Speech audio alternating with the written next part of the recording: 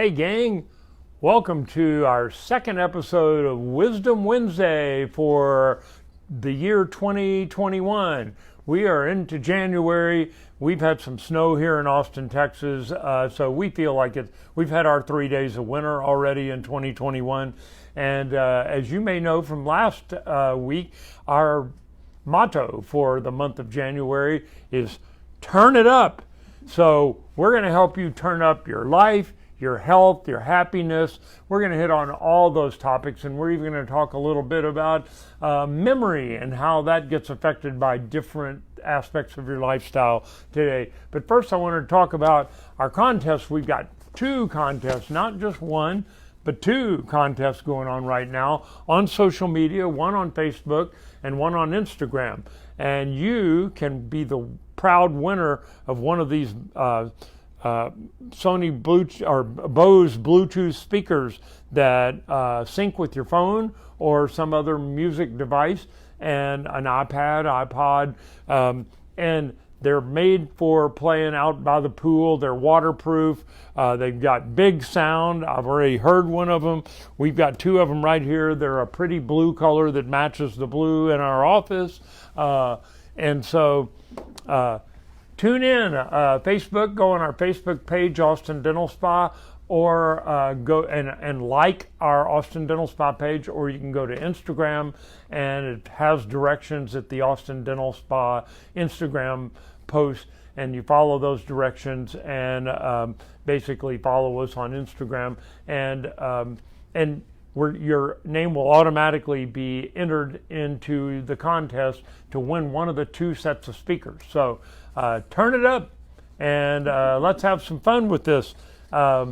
The subject for today is going to be, what was it? It's about memory.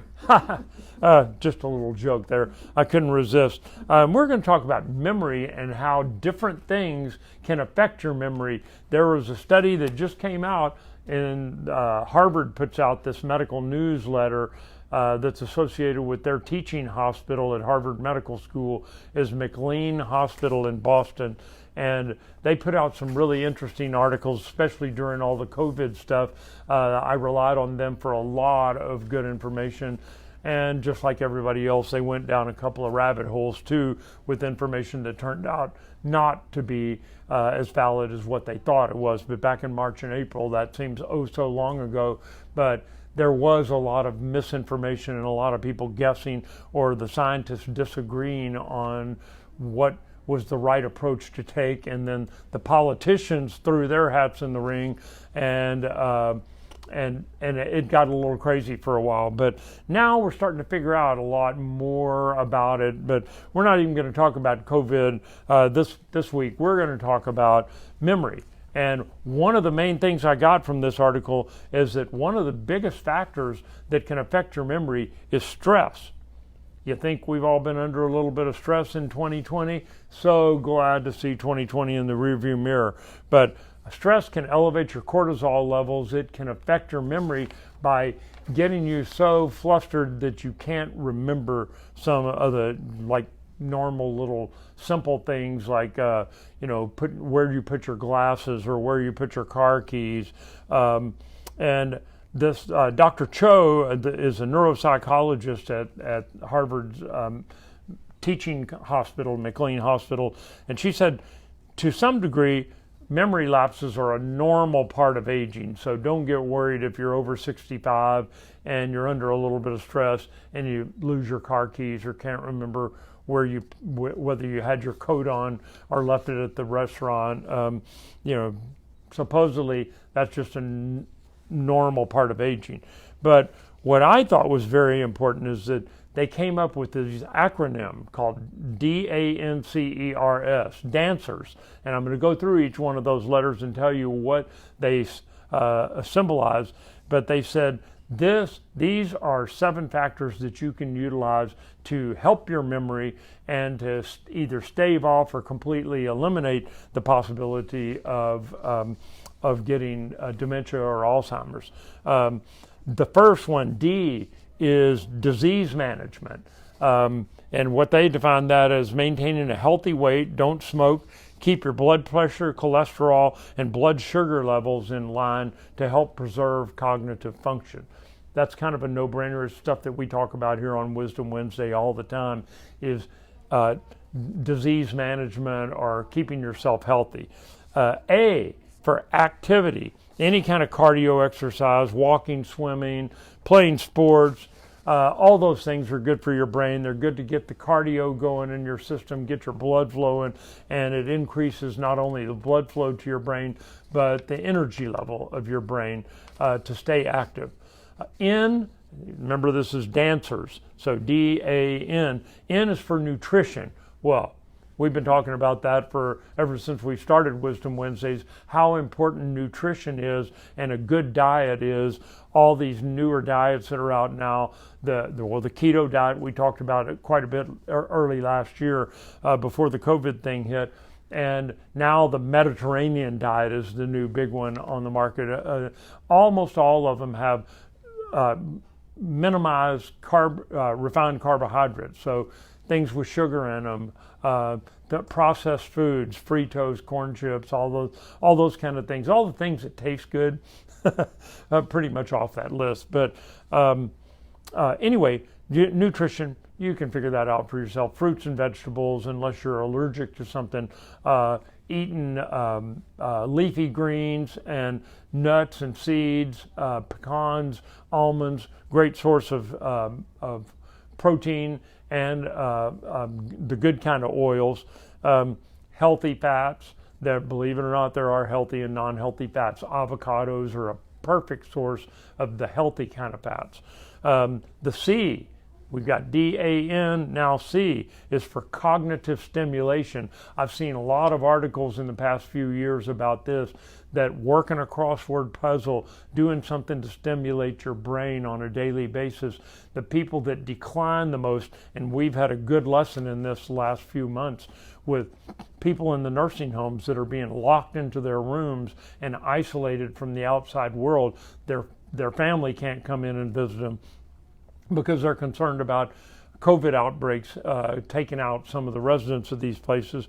But their cognitive stimulation is limited to the television and or a computer if they can work a computer.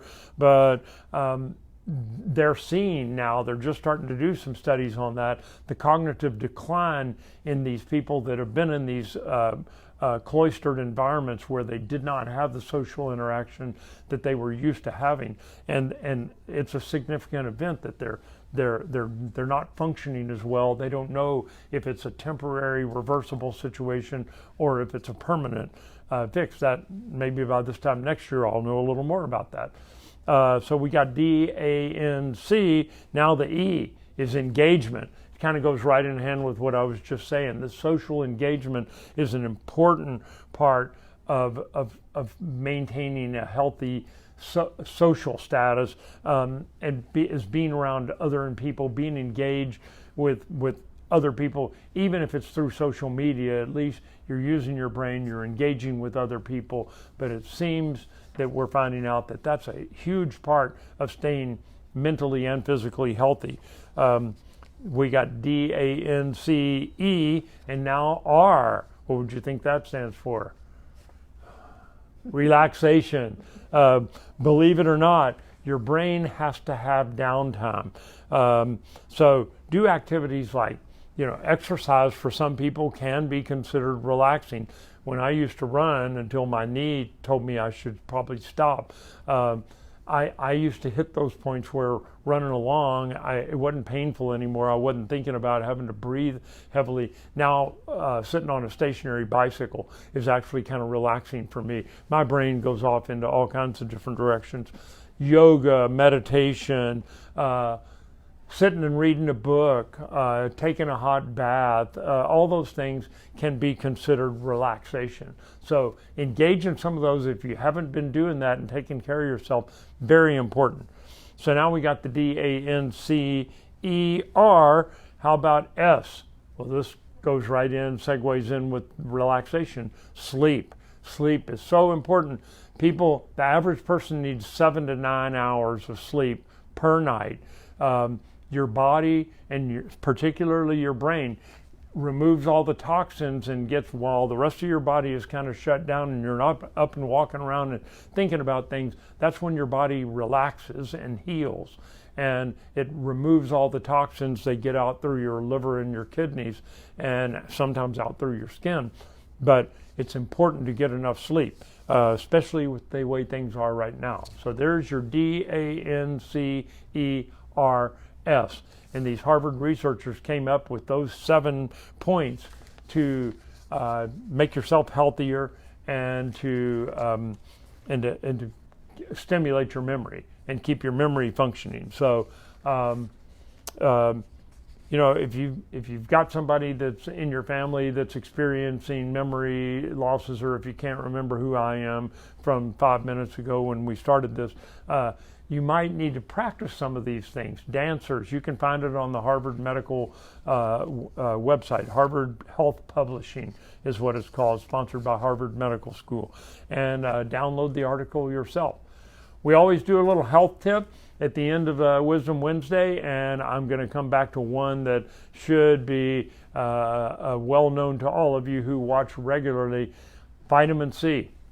Vitamin C is so important right now. It's one of the water-soluble vitamins, so it cannot stick around in your body for very long. It gets digested, it gets broken down into helping your system, but we've been plugging it really big because of its immune system stimulation. But so important for a lot of other things. It's involved in a lot of the enzymes that are doing things in your body that you aren't even aware of. So you can get vitamin C with supplementation. That's the simplest thing to do.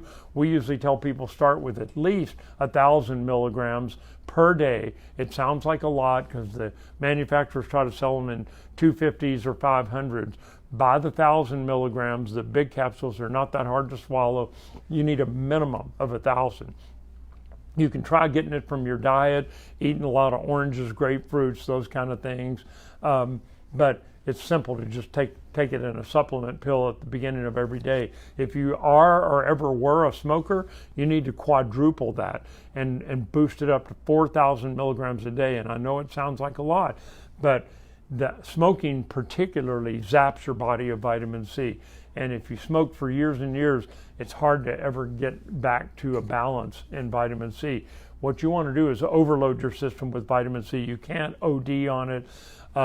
We used to call those bowl ringers, things that just pass right through your system and end up in the toilet bowl. That's what your body does with excess vitamins. It doesn't harm you in any way to intake more than what you need, but it will affect you if you intake less than what you need. So boost your vitamin C levels, and it'll help us get through these cold winter months. Down here in Texas, that's about 3 days.